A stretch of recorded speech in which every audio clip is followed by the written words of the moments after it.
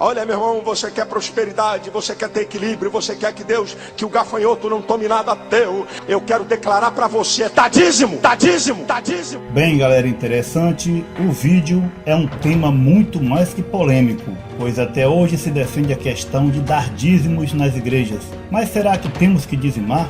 Veremos agora. Todos prontos? Dízimo, a melhor explicação.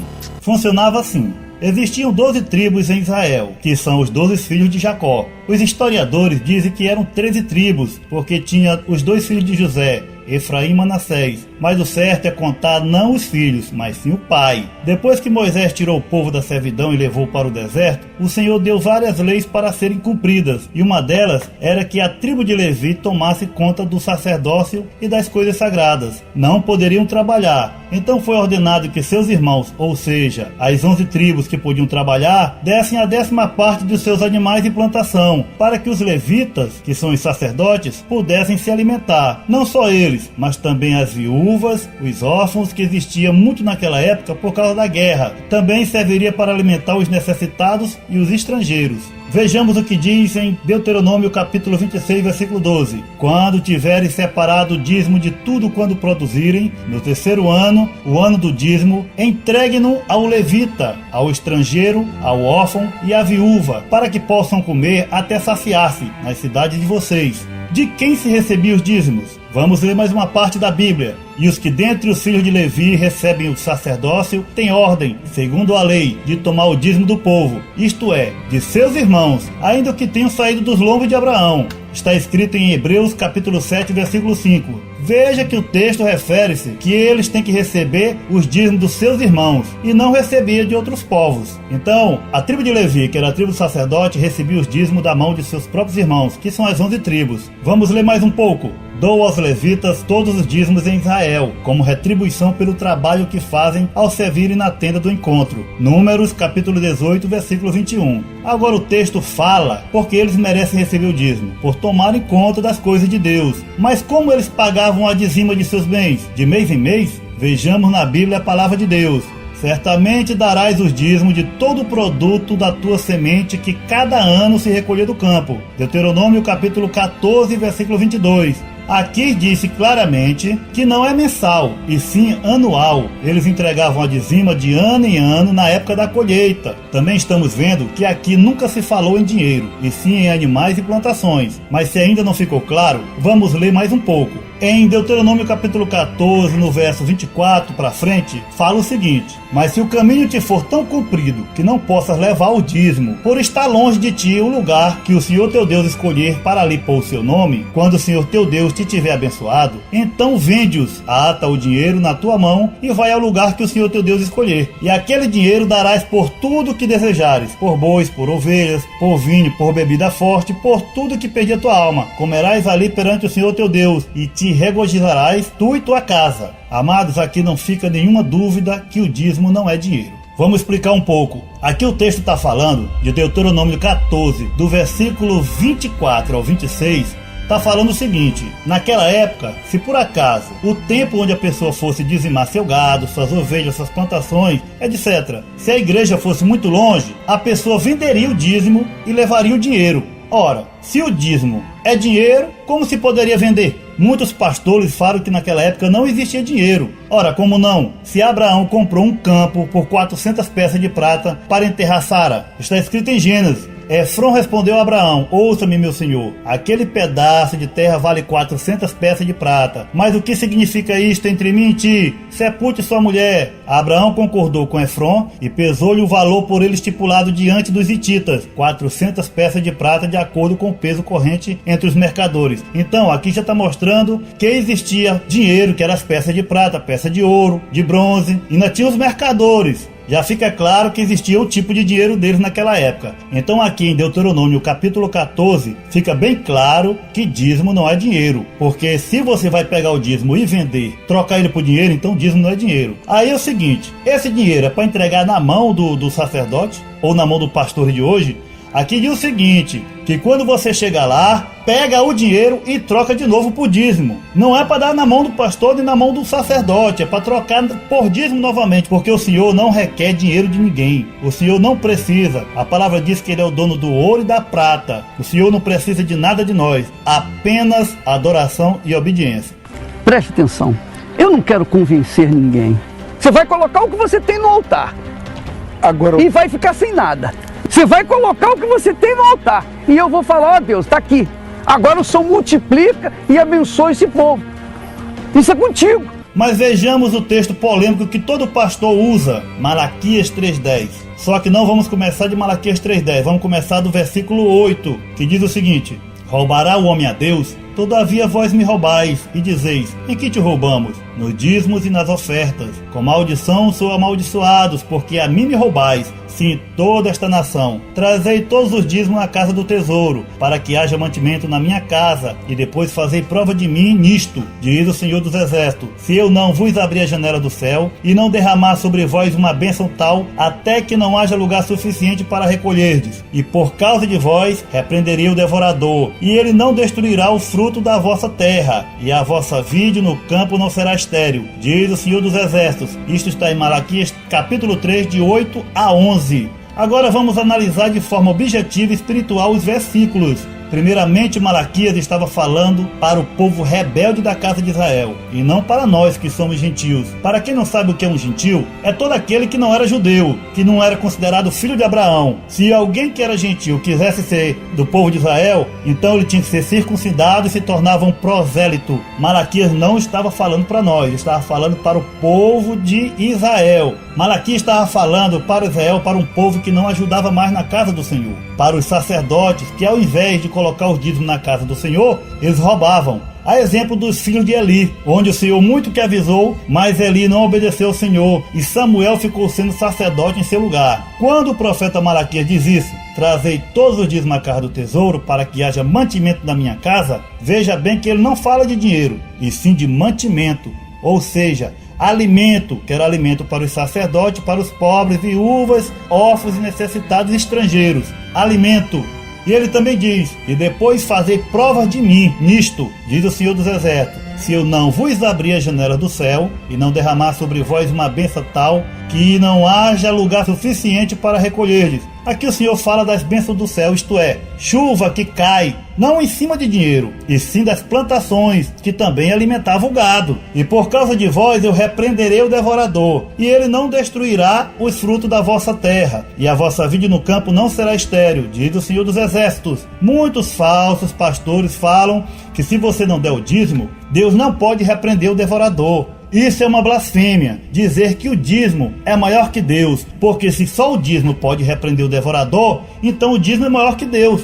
Amados, o devorador aqui é a locusta e o gafanhoto, que por acaso não come dinheiro, e sim as plantações. E as plantações vão prosperar, tanto dando alimento para o povo, como alimento para o gado, que dá muito pasto. Rapaz, você tá mexendo com quem Deus chamou, você tá brincando com coisa séria. Não tem nada a ver com o conceito de quem está me vendo e não está concordando. Aprenda a dar! Agora vamos trazer para o Novo Testamento. Vejamos se alguma vez Jesus Cristo mandou dar o dízimo.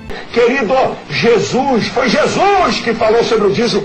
E eu vou ler para você o texto que Jesus falou sobre dízimo. Olha o que diz. Mateus 23. Muitos pastores, que às vezes nem sabem interpretar a Bíblia, e outros fazem por maldade, por ganância, usam esse texto de Mateus capítulo 23, versículo 23, que diz o seguinte: ai de vós, mestres da lei, fariseus hipócritas, vocês dão o dízimo da hortelã, do endro e do cominho, mas têm negligenciado os preceitos mais importantes da lei, a justiça, a misericórdia e a fidelidade. Vocês devem praticar estas coisas, sem omitir aquelas. Aqui os pastores dizem que Jesus mandou dar o dízimo, porque ele disse, vocês devem praticar estas coisas, ou seja, dar o dízimo, sem omitir aquelas, que é a fidelidade, misericórdia e justiça. Mas eles não explicam a verdade porque Jesus falou aquilo. É muito simples, porque ainda não era o Novo Testamento. Isso mesmo, os evangelhos de Mateus, Marcos, Lucas e João não são do Novo Testamento. Calma, eu explico. Vou ler para vocês Hebreus capítulo 9, do versículo 15 ao 17, que diz assim: Portanto, é Cristo quem consegue fazer uma nova aliança, para que os que forem chamados por Deus possam receber as bênçãos eternas, que o próprio Deus prometeu. Isto pode ser feito porque houve uma morte que livrou as pessoas dos pecados que praticaram, enquanto a primeira aliança estava em vigor. Onde há um testamento, é necessário provar que a pessoa que o fez morreu. Pois o testamento não vale nada enquanto estiver vivo quem o fez. Só depois da morte desta pessoa é que o testamento tem valor. Isso mesmo, enquanto Jesus estava vivo, ainda era o Velho Testamento. Isso mesmo, portanto Jesus não poderia ir contra as leis que Deus deu a Moisés. Então Jesus Cristo, ele mesmo disse, eu vim cumprir a lei. Por quê? Porque enquanto ele estava vivo, ainda não era o Novo Testamento. O Novo Testamento só vai ser válido depois que Cristo morre. Mas veremos o próprio Jesus falando sobre o dinheiro. Em Mateus capítulo 10, do versículo 8 ao 10, quando Jesus manda seus discípulos vir pregarem, ele diz o seguinte: curai os enfermos, ressuscitai os mortos, limpai os leprosos, expeli os demônios, de graça recebestes, de graça dai. Não vos provereis de ouro nem de prata, nem de cobre nas vossas bolsas, nem de alforje para o caminho, nem de 2 túnicas, nem de calçado, nem de bordão, pois digno é o trabalhador do seu alimento. Aqui é o próprio Jesus falando, de graça recebestes, de graça dai. Não devemos receber nada por pregar a palavra de Deus. Não devemos ganhar dinheiro, nem cachê altíssimo para ir a palestras, reuniões e teologias, e até mesmo cantar. O Senhor mesmo disse, a palavra de Deus é dele. Como poderemos vender o que não é nosso? Lembrem-se de Naamã, que ficou bom da lepra e quis pagar Eliseu. E Eliseu não recebeu nada, porque quem curou foi Deus. O seu empregado Geazi foi receber e acabou pegando a lepra de Naamã, porque o próprio profeta Eliseu sabia que não poderia receber nada pelas curas e milagres que Deus fazia através dele. Amados, é muito perigoso você receber alguma coisa, algum donativo, algum dinheiro, algum cachê, por você ter feito alguma coisa que Deus te mandou. Devemos fazer por amor a Ele, de graça, gratuitamente, por amor a Cristo, por amor à sua palavra. Meu Deus, eu quero dinheiro. Dinheiro, eu quero muito dinheiro. Um envelope especial, você vai oferecer um aluguel seu. Um aluguel. Você paga aluguel? Vai ser a sua semente para que você tenha uma casa. É isso mesmo, tudo ou nada. Pai, põe tudo lá. Então ele vai ser abençoado. Quem embarcar nessa é abençoado. É abençoado. Muitos de vocês já foram testemunhas. Várias vezes eu já falei, ó meu Deus, ou o Senhor abençoa este povo, ou o Senhor faz mudar a vida deste povo, ou então me mata. Droga! Ou se cumpre, ou então nós somos os mais desgraçados da face da terra. Minha mão sobre a Bíblia, aqui ó, se a minha mão, não, vou botar o coração sobre a Bíblia, aqui ó, meu Deus, se o Senhor não abençoar este povo, o povo da Igreja Universal do Reino de Deus, em todo o mundo, não houver resposta, não houver cumprimento dessa palavra, eu prefiro que o Senhor me mate, me tire a vida de uma vez. E estes cães gulosos nunca se podem fartar, e eles são pastores que nada compreendem. Todos eles se tornam para o seu caminho, cada um para a sua ganância, todos sem exceção. Isaías capítulo 56, versículo 11. Lá nós vamos subir o Monte Carmelo, eu vou subir com o livro dos dizimistas. Separa-se um valor de um salário mínimo. Separa o valor de um salário mínimo e fala, Senhor, de preferência direto na conta da igreja, que vai estar aí no rodapé do seu vídeo. Por meio dele, todo aquele que crê é justificado de todas as coisas, das quais não podiam ser justificados pela lei de Moisés. Atos 39, versículo 39. A lei não poderia salvar ninguém, por isso ela foi abolida. Agora vivemos na graça de Cristo, no amor de Cristo. Porque, mudando-se o sacerdócio, necessariamente se faz também mudança na lei. Hebreus capítulo 7, versículo 12. Agora temos um sacerdote que não veio da tribo de Levi para receber dízimos, e sim da tribo de Judá. Jesus Cristo, que veio mostrar o amor, ele mesmo disse ao jovem rico, vai, vende tudo o que tens e dá aos pobres. Outra vez disse, é mais fácil um camelo entrar no buraco de uma agulha do que um rico ir para o céu. Ele também disse, ninguém pode servir a 2 senhores, a Deus e às riquezas.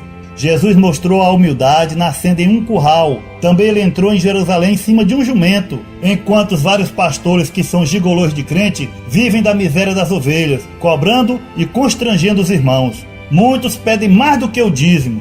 Você não vai devolver só o de Deus, os 10%.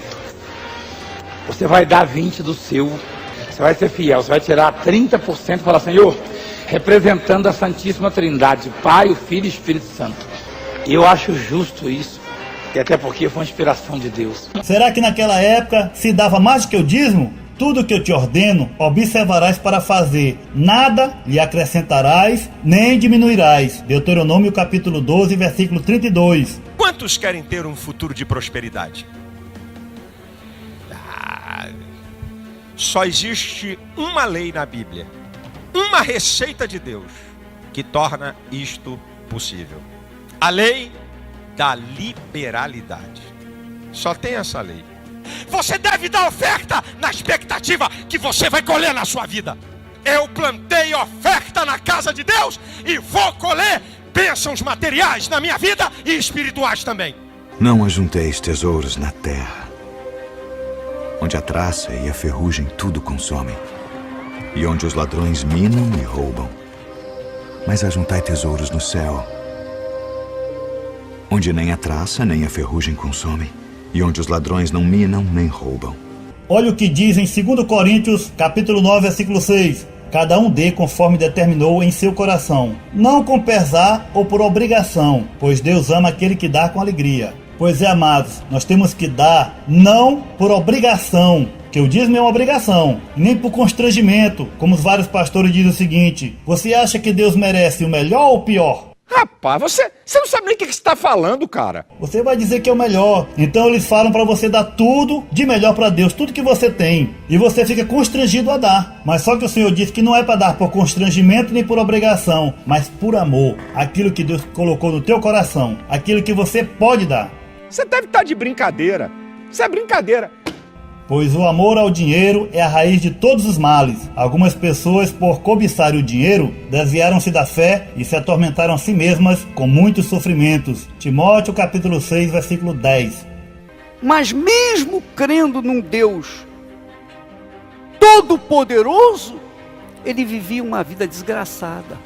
Ah, eu sou filho de Deus. Bom, se você é filho de Deus, Deus é rico. E você? Não, eu sou miserável. Se você tem essa fé viva no Deus vivo, então você tem que se revoltar. Pode se revoltar por minha conta, mas isso não é pecado? Não, deixa que eu pago o seu pecado.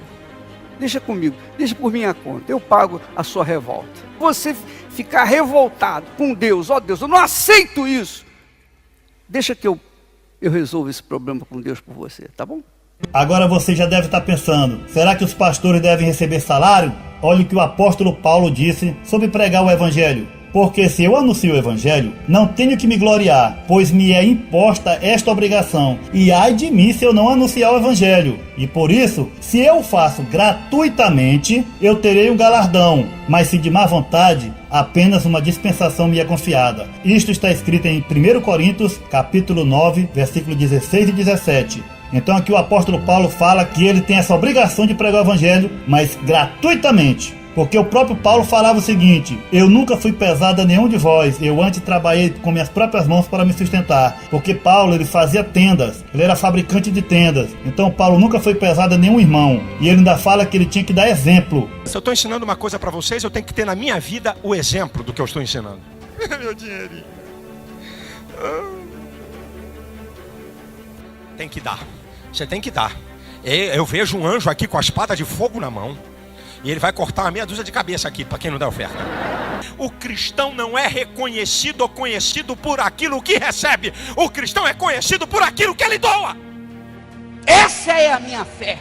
Essa é a minha crença. Agora eu vou te dar um último exemplo. Se você trabalha em uma empresa, você trabalha lá não por amor ao dono da empresa, mas pelo teu salário. No dia que o dono da empresa te colocar para fora e pagar os direitos, ele não te deve nada. Mas se você trabalhar na empresa gratuitamente por amor ao patrão, ele nunca vai te colocar para fora. Aliás, vai ficar te devendo um favor. A mesma coisa acontece com Cristo. Aqueles que recebem salários milionários vão chegar lá em cima e dizer: mas Senhor, eu não curei no teu nome, eu não pregava teu nome. O Senhor vai dizer: afastai-vos de mim, vós que praticais a iniquidade, não vos conheço. E aqueles que pregam gratuitamente, aqueles que não cobram nada, o Senhor diz para eles: agora vocês vão receber o salário de vocês, que é a vida eterna. Porque o salário do pecado é a morte, e o salário do obreiro não é dinheiro, é a vida eterna. Existem igrejas que não recebem dízimo. A exemplo da Congregação Cristã no Brasil, que nem os anciões, nem diáconos, nem os cooperadores recebem nada. Eles trabalham gratuitamente. Também os músicos trabalham gratuitamente, tocam gratuitamente. Eles vão até de cidade em cidade. Os encarregados viajam para ensinar, colocam dinheiro do próprio bolso, colocam gasolina, pagam as viagens, pagam as passagens, vão para lá, mas é por amor a Cristo, por amor à obra. Os cooperadores também pregam a palavra de Deus, fazem visitas, os anciões fazem batismo, tudo isso aí por amor à obra de Deus, não por salário, porque todos eles trabalham para viver. E é assim que deve ser, amados. E eu prefiro a morte do que aceitar viver uma vida crendo num Deus grande e viver uma vida como se estivesse crendo no diabo. Então espero que todos tenham entendido. Eu vou ficando por aqui. Volto no próximo vídeo. Valeu! Valeu!